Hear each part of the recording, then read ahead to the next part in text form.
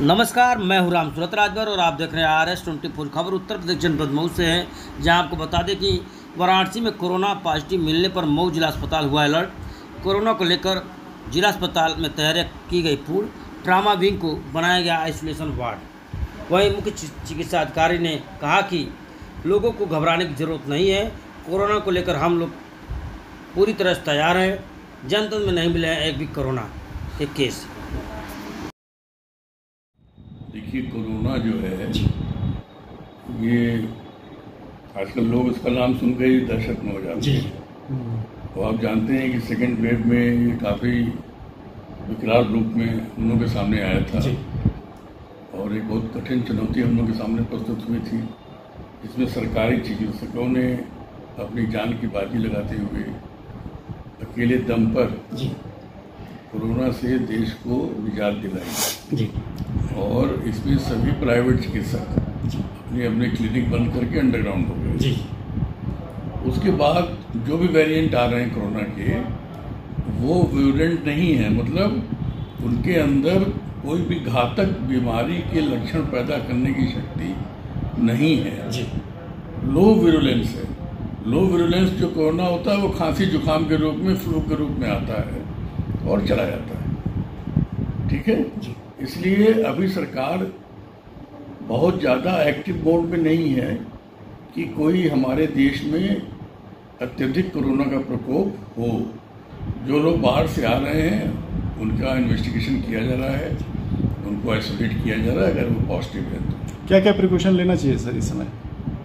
Corona से देखिए, मैं बता चुका भाई पहले भी कि कोई विरुलेंस नहीं है। और विरुलेंस न होने से क्या होता है कि ये कोई घातक बीमारी के रूप में नहीं है और खांसी जुकाम के रूप में आ रहा है सिंपल ढंग से, इसलिए कोई तनाव की जरूरत नहीं है। जहाँ तक बात प्रिकॉशन की है तो आप मास्क लगा लें, दूरी बना के रहें। आप हर चीज़ जानते हैं।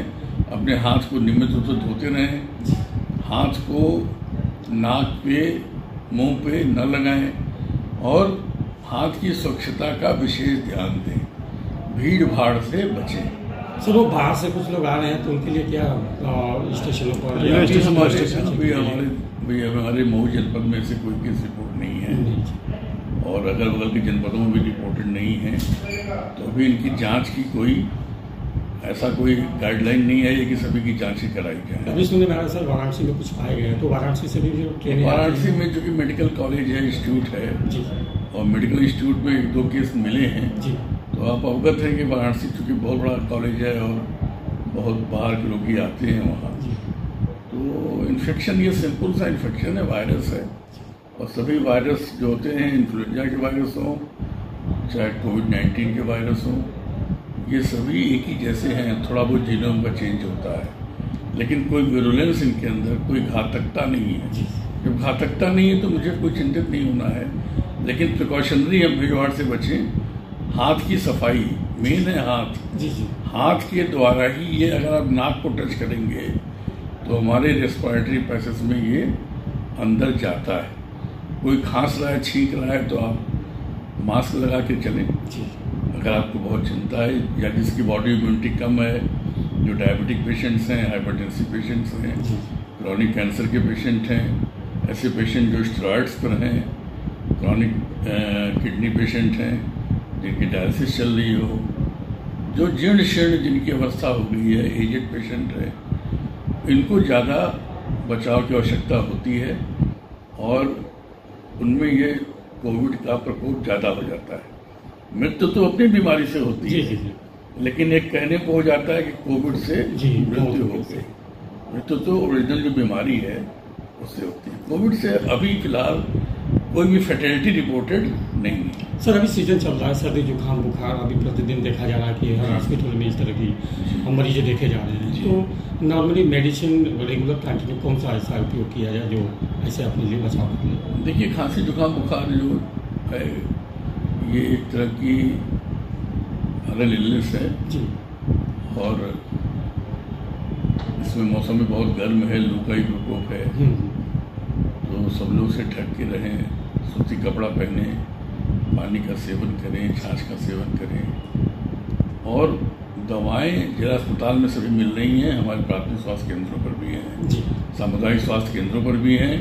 कहीं न भटकें, अस्पताल में आए, 102 108 एम्बुलेंस है, आपको लेके आएगी और सभी चिकित्सा निःशुल्क प्राप्त होगी और किसी भी बीमारी से किसी को भी घबराने की आवश्यकता नहीं है। हम लोग तत्पर हैं।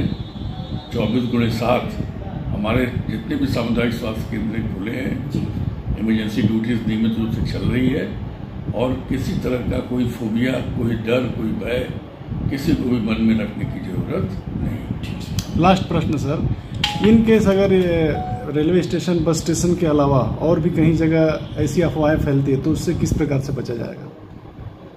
देखिए, अफवाहों का तो अंत होता नहीं और कोरोना से रेलवे स्टेशन, बस स्टेशन अगर कोई विरुलेंस आएगा, कोई कैजुअलिटी आएगी, कोई कष्ट आएगा, सरकार बहुत चिंतित है और अपने कार्य को नियमित रूप से अंजाम दे रही है। रात दिन वहाँ लोग लगे हुए हैं, कार्य को कर रहे हैं, मॉनिटरिंग कर रहे हैं। तो अगर कोई भी आदेश आएगा ऊपर से तो हम लोग टीम गठित करके सभी लोगों की, चाहे वो अस्पताल के लोग हों, चाहे वो रेलवे स्टेशन के लोग हों, चाहे बस अड्डे पे हों, सभी की नियमित रूप से पूर्व की भांति जांच कराई जाएगी, एडवाइजरी जारी की जाएगी, डिस्टेंस बना के रहने की एडवाइजरी, मास्क लगाने की एडवाइजरी और कोई लक्षण आने पर तत्काल जांच कराने की एडवाइजरी। इसके जगह जगह जितने हमारे स्वास्थ्य केंद्र हैं, सामुदायिक स्वास्थ्य केंद्र हैं